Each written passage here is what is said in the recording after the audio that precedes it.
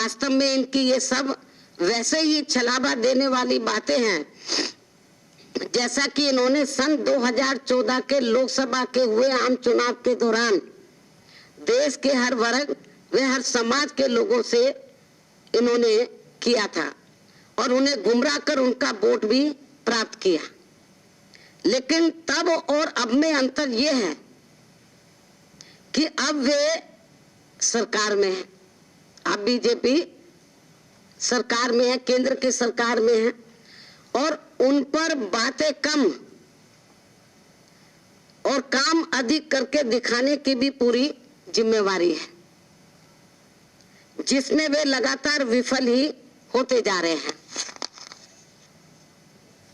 इसके साथ ही अब यहाँ ये भी सवाल उठ रहा है कि जब इस सरकार को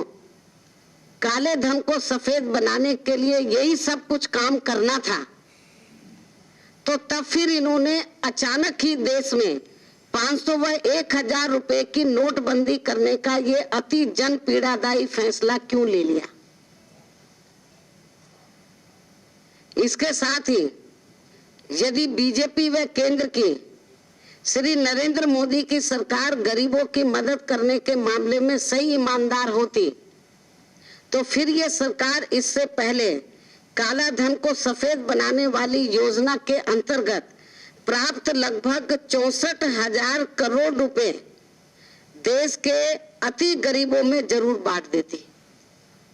लेकिन इनके द्वारा ऐसा नहीं किया गया।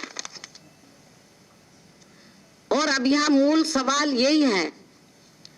कि देश का ज्यादातर काला धन कुछ मुट्ठी भर बड़े बड़े पूंजीपतियों व धन्ना सेठों के हाथों में ही केंद्रित है, तो फिर केंद्र सरकार द्वारा उनके खिलाफ उचित कानूनी कार्रवाई करके उन्हें जेलों की सलाखों के पीछे क्यों नहीं भेजा जा रहा है,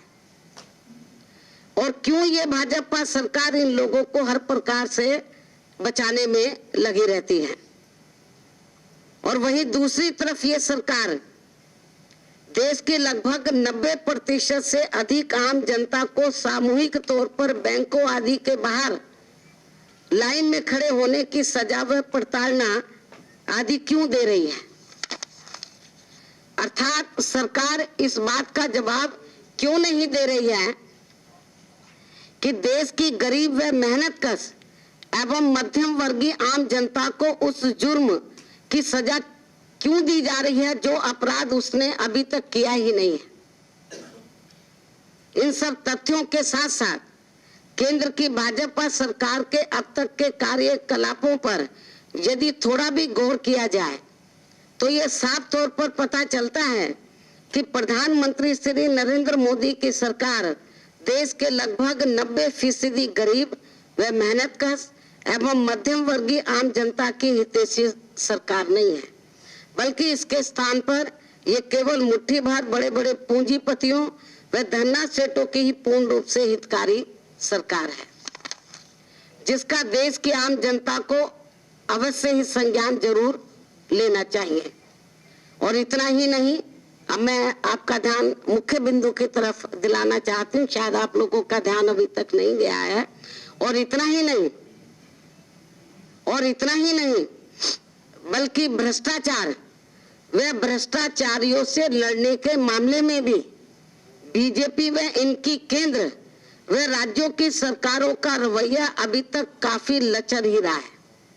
और खासकर प्रधानमंत्री श्री नरेंद्र मोदी का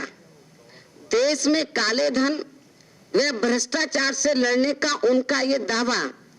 पूरी तरह से छलावा व लोगों की आंखों में धूल झोंकने वाला ही लगता है। और इस मामले में अगर इनमें थोड़ी सी भी सच्चाई व ईमानदारी होती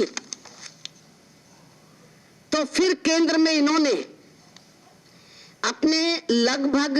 2.5 वर्षों के शासनकाल में अब तक लोकपाल की जरूर नियुक्ति कर दी होती, जो अभी तक भी नहीं की गई है,